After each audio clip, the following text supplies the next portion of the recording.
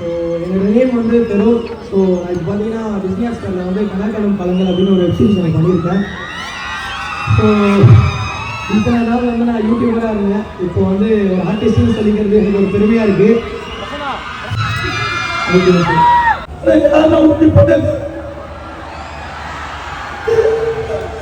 நான்